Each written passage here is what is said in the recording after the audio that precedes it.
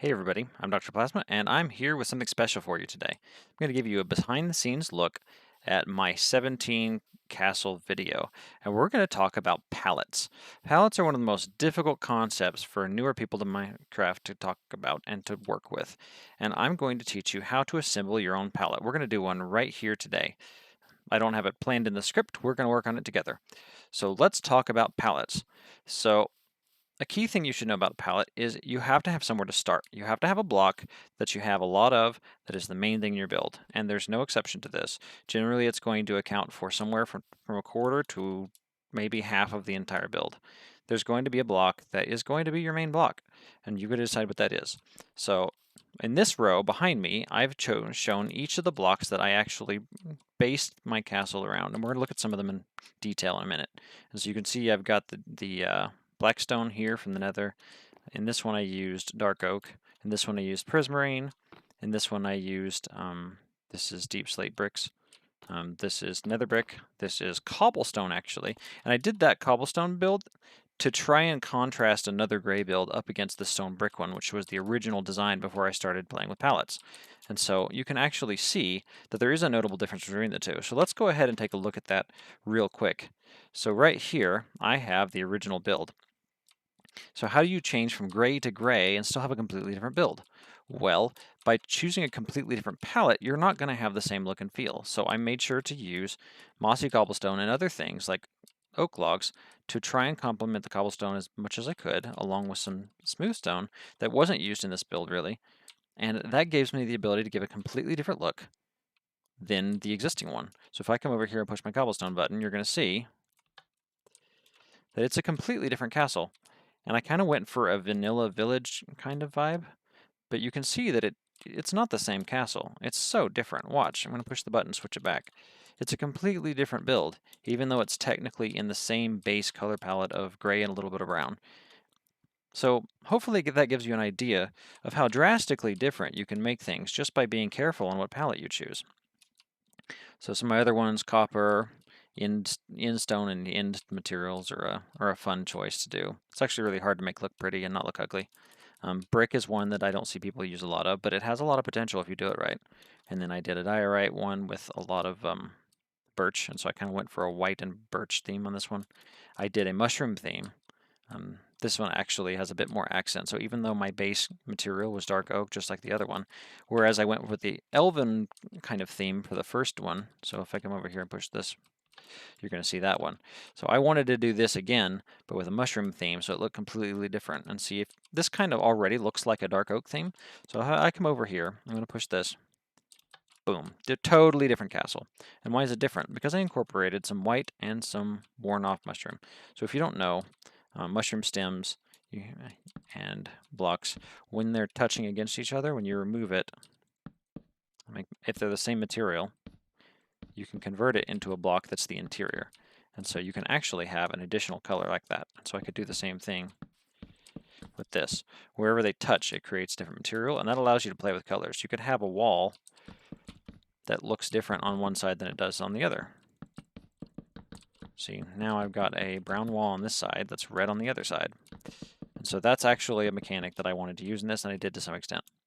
And so I kind of balanced it by adding in white and red, and so it kind of has this almost confetti-like feel to it. That's completely different than the Elven one that I started with. And notice I violated a design principle of always having a stair for your roof. So the last thing that you need to have, let me actually go through these. So the first thing you need to have is that base block, and you need to have at least 2 combos, I've discovered, of blocks and stairs and slabs. And you can do that however you want, but you need to have at least 2 of them. I found that the most minimal setups, you've got at least 2 different colors, and it ends up kind of having a yin-yang vibe to it. So whether you do it like this with the end stone where you got yellow and purple, or here's a strong yin-yang where I added some blue into a mostly white palette, and if you come down here, our 119 build, we've got the same thing going on with the mangrove wood and the mud brick, but you have to have at least 2. Now, there are ways of adding in some that are minor, where they just kind of complement one of the existing or primary ones. And so I've done that with a lot of these, but there's also possible to have a complete tertiary or ×3 set, where you've got 3 colors spread. So let's go look at my nether brick one. So I actually incorporated red nether brick because that one's one I don't see get used very often.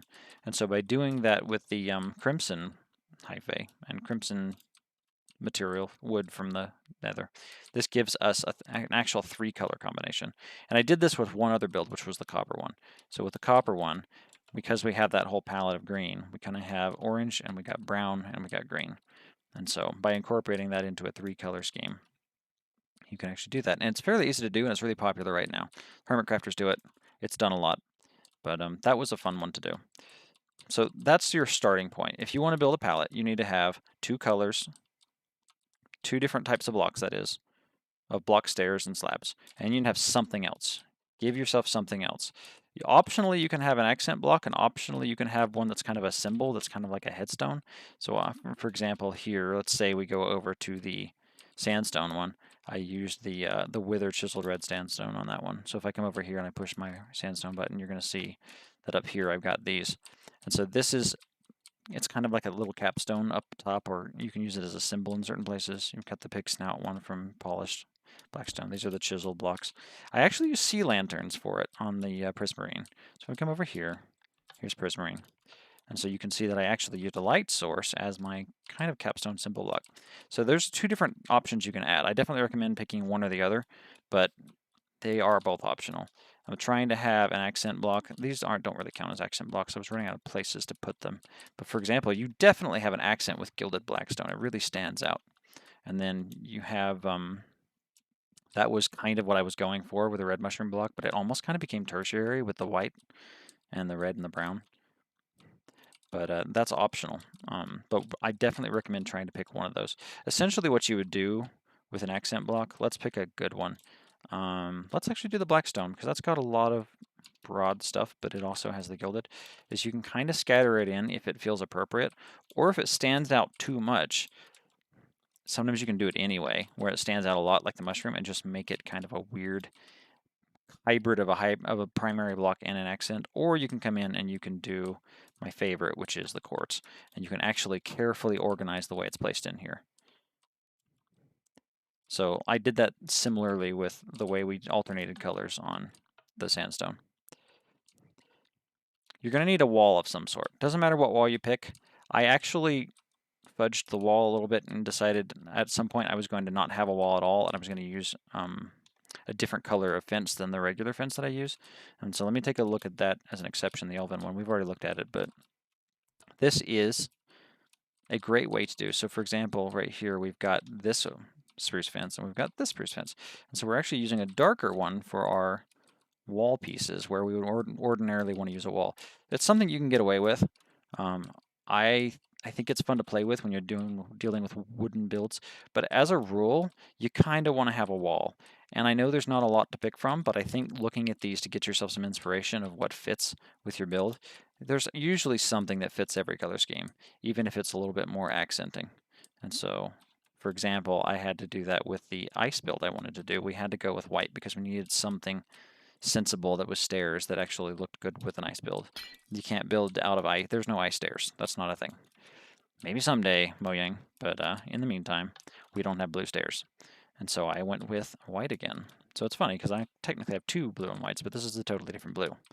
And it's a little bit more tertiary because I decided we needed to have a pillar block, which is my last suggestion on these extra blocks, is you might pick something that kind of gives you a pillar look, and it might mean you incorporate wood. It might mean you use like a smooth stone along the side, but just consider, so for example, I use dripstone as like a pillar block. So when I come over here, it's not a typical use for it, but I kind of have it as like these corner pillars. So over here, these are our woods. You need to have something for a trapdoor. Those who've been around in Minecraft for a while will know that they're an absolute must to have a nice trapdoor to go with your build. And generally I find you want to have something that looks good with your floor and your roofs. And so I've kind of incorporated these together because those tend to be the wooden blocks. And so you've got essentially a fence, a stair, a trapdoor, and then some kind of pillar or flooring block. And so these are the ability, and this separate from the other pillar block that we talked about, that you could use something like I use these as pillar blocks on the ice build. But these are the flooring blocks, and so whichever of the two you want to do, you need to find a solid block that goes good with your wood. It may be the material that wood is made of, it may not be. And so, for example, my wood in the end is actually not wood at all. I used birch, and then I used end materials after that. And I'm not going to talk too much about this. Essentially, I just had a different ground material and found a ground that was appropriate. And so this is all. And so you'll see in the different builds, like for example, I've got rooted dirt down here. So that's what you need to build a pallet. So let's go ahead and build one. So you want to be ahead of the curve in 119? Well, let's go ahead and start building with mangrove, because this is the common pallet. I've seen a lot of people do this pallet. They've used the new materials in 119, but I think we can go a little bit further. So let's say we wanted to make our accent block like something different. Let's say we wanted to use mangrove like this. What goes good with this red, do you think? Just think for a second while I think for a second. Let's say we were to open up the colors and decide for something warm. So let's say we wanted to go for like an orange or a yellow. What about if I go into stairs? Let's say we did sandstone. Yeah, anything else we could do? Sandstone might look a little funny because it almost is a greenish yellow. Yeah, I think we're going to go with sandstone. So let's say we did a palette like this. So I'm going to go sandstone slabs, and we're already having something start to come together. So if we did this, we have our planks. I actually want to use stripped for this particular design. And we have our regular sandstone. And so we could actually start to build something really cool looking using this color palette. We're complementing the mangrove really well. And what will we use for over here? We'd be able to reuse these same materials for some of our design. Now I'm not going to go through and build anything with you. We're going to wrap this up pretty shortly. But this is something you could do. So we can't use this because we're not using that color palette. So what would we use?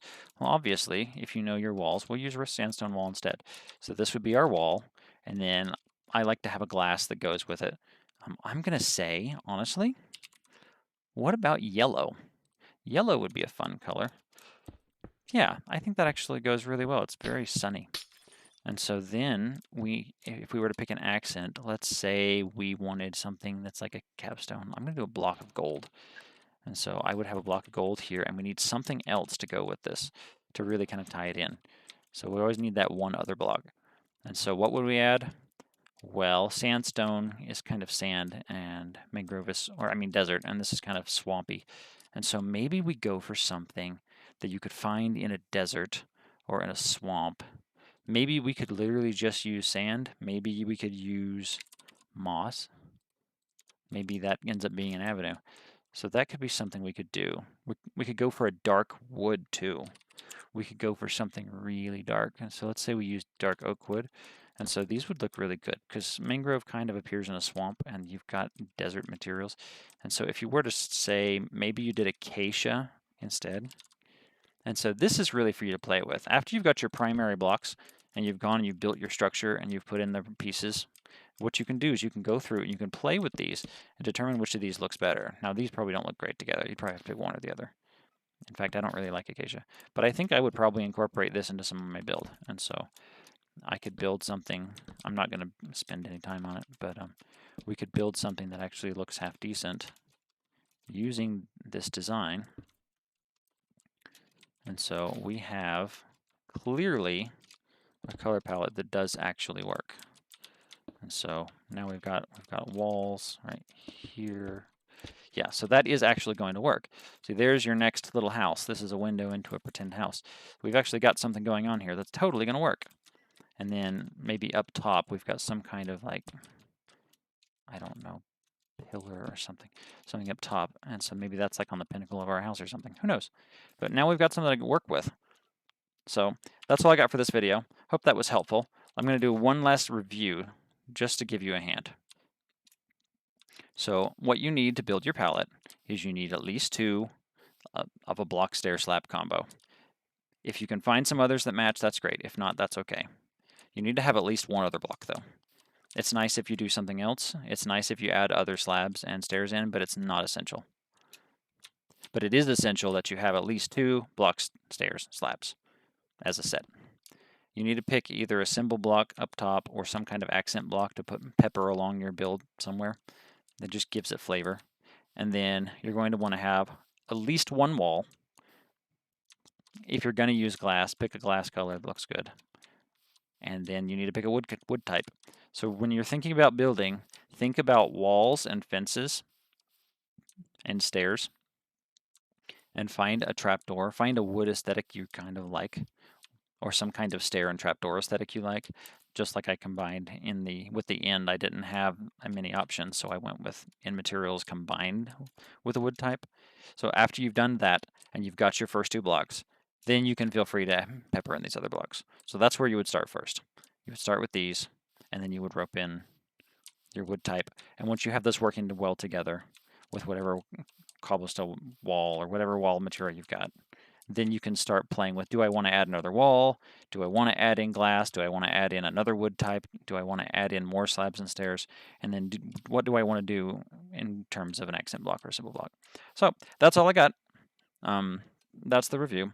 Subscribe if you haven't. I'm going to be doing more like this. If you like this video, leave a comment. If you make this video successful, I will seriously consider trying to go through and actually invent some stuff for 119, because I think there's a lot of potential for mangrove, and I think it'd be great to actually do some studies and do some builds and designs and show you some of the potential that hasn't been uncovered yet and unlock some of the things that we may not see popular on the internet for maybe a year or so from now. And so let's go ahead and see if we can crack that open and be the first ones to the punch. But only if you like this video and show that you're interested in this kind of content. So have a good rest of your day.